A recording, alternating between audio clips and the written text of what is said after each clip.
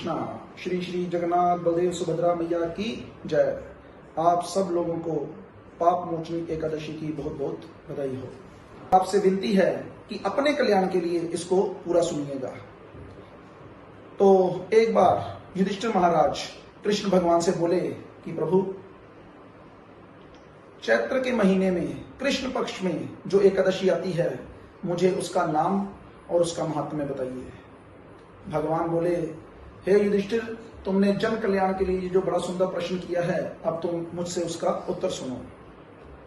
ब्रह्मांड पुराण में इसका वर्णन आता है कि एक चैत्रर्थ नाम का बाग था, जिसका जो मालिक था वो कुबेर था, जो कि देवताओं के खजांची हैं। और वो बाग इतना सुंदर था कि वहां पर हर वक्त बसंत का महीना ही रहता था। फल फूल वहां पर लदे रहते थे। इतना रमणीय स्थान था कि देवता लोग, इवन इंद्र तक भी वहां पर आकर विचरण करते थे। अप्सराएं भी वहां पर घूमती रहती थी। और उसी बाग में मेधावी ऋषि, जो कि च्यवन तपस्या कर रहे थे। जब भी कोई ऋषि तपस्या करता है तो देवताओं के राजा इंद्र को डर लगना शुरू हो जाता है। उसने सोचा कहीं ये मेरी गद्दी ना छीन ले, और उन्होंने क्या किया, उसकी तपस्या भंग करने के लिए मंजू घोषा नाम की एक अप्सरा को वहां पर भेजा। मंजू घोषा जो थी, उसने वहां पर अपनी एक कुटिया बना ली और फिर वो दिन रात प्रयास करने लगी मेधावी ऋषि के तपस्या को भंग करने का। उसकी मदद करने के लिए वहां पर कामदेव भी आ गए। कामदेव के आने का कारण एक ये भी बताया गया, मेधावी ऋषि जो थे ये शिवजी के बहुत बड़े उपासक थे, इसलिए कामदेव भी इनकी तपस्या को भंग करना चाहता था। अभी जब के इसकी जो ये मंजू घोषा नाम की अप्सरा थी, इसने अपने नुपुरों की झंकार से और अलग अलग प्रकार के नृत्य से, अलग अलग प्रकार से गान से मेधावी ऋषि को प्रभावित करने का प्रयास किया। और अंत में जो कामदेव है वो सफल हुए और मेधावी ऋषि की तपस्या टूट गई और उन्होंने मंजू घोषा से रमण करना शुरू कर दिया। एक दिन मंजू घोषा मेधावी ऋषि से कहती है कि ऋषिवर, मुझे देवलोक जाने की आज्ञा दीजिए। मेधावी ऋषि को यह सुनकर बड़ा अचंभा लगा। उन्होंने कहा, प्रिय, अभी सुबह तो तुम आई हो, एक दो दिन रुको फिर चली जाना। ये सुनकर मंजू घोषा कहती है कि स्वामी, थोड़ा सा समय का चिंतन कीजिए। जैसे ही मंजू घोषा ने ये शब्द कहे, मेधावी ऋषि की चेत वापस आई और उन्हें पता चला कि इस रमणीय कार्य में 57 वर्ष बीत चुके हैं। मेधावी ऋषि को बहुत क्रोध आया। उन्होंने मंजू घोषा को श्राप दिया कि मेरी तपस्या भंग कर दी तुमने, तो मैं तुम्हें श्राप देता हूं कि तुम क्या बनो, तुम पिशाचनी हो जाओ। जैसे ही मंजू घोषा ने यह श्राप सुना, वो थर-थर कांपने लगी और इसका उपाय पूछने लगी कि इसको कैसे काटा जा सकता है। तब मेधावी ऋषि उस पर प्रसन्न हुए और उसे बोला कि चैत्र मास में कृष्ण पक्ष की जो एकादशी आने वाली है, उसका नाम है पाप मोचनी एकादशी। अगर तुम उसका पालन करोगी तो तुम इस पिशाचनी जोड़ी से छूट जाओगे। ये सुनकर मंजू घोषा चली गई। अभी मेधावी ऋषि भी अपने पिता के आश्रम में आए। जैसे ही च्यवन ऋषि ने उनको देखा तो च्यवन ऋषि उनसे कहते हैं कि तुमने मंजू घोषा को श्राप देके अपनी तपस्या भी नष्ट कर ली है।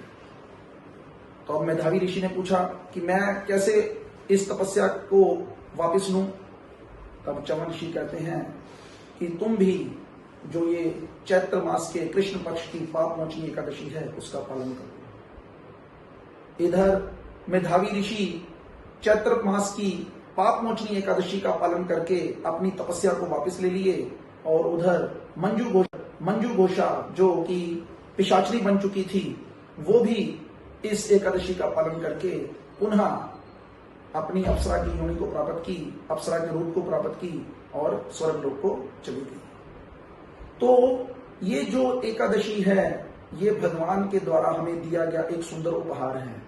आजकल के जो पढ़े लिखे लोग हैं वो इन चीजों को मानते नहीं। वो कहते इससे कुछ नहीं होता। लेकिन क्या आप लोग नहीं जानते कि जब सरकार किसानों का कर्जा माफ करने के लिए आगे आती है, तो क्या किसानों को कोई कर्जा देना पड़ता है? एक बार सरकार ने बोल दिया कि कर्जा माफ, तो कर्जा माफ। उसी प्रकार भगवान के बच्चे हैं हम लोग। भगवान हम सबका उद्धार करना चाहते हैं और भगवान कुछ स्पेशल डेज में कुछ स्पेशल कंसेशन देते हैं, और उन्हीं स्पेशल दिनों में से एक दिन है एकादशी का। ये महीने में 2 बार आता है, शुक्ल पक्ष की एकादशी और कृष्ण पक्ष की एकादशी।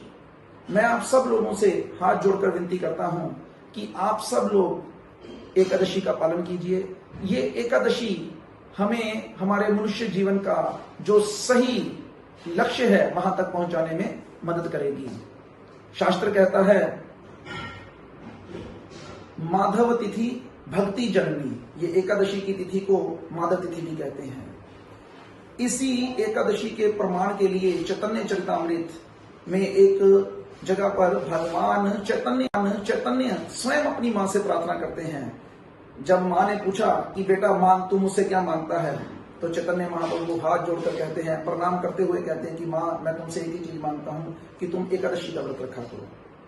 क्यों बोले ये बात? क्योंकि उस वक्त विधवा औरतें एकादशी का पालन नहीं करती थी। इसलिए इस वीडियो के माध्यम से संदेश यही है कि हर एकादशी का पालन कीजिए। कुछ खास नहीं करना है। कुछ लोग इसे निर्जला पालन करते हैं। अगर आप निर्जला पालन नहीं कर सकते तो जल के साथ पालन कीजिए।